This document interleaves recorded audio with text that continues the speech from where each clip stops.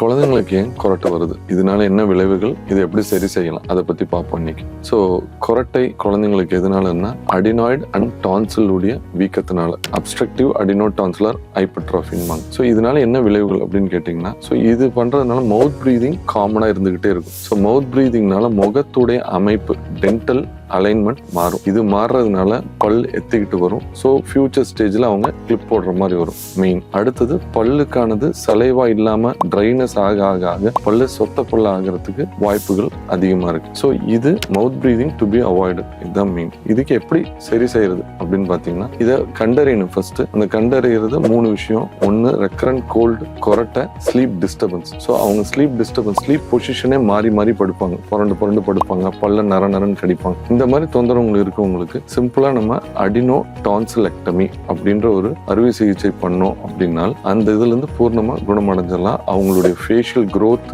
Dental alignment plus speech பார்ட்டும் எல்லாமே better ஆகும். ஸோ அதனால குழந்தைங்களுக்கு கொரட்டை இருக்கு அப்படின்றது இருந்தால் காது மூக்கு தொண்டை டாக்டர் அணுகி இது என்ன ஸ்டேஜில் இருக்குன்னு தெரிஞ்சுக்கிட்டு அதை சரி செய்யறது அவசியம்.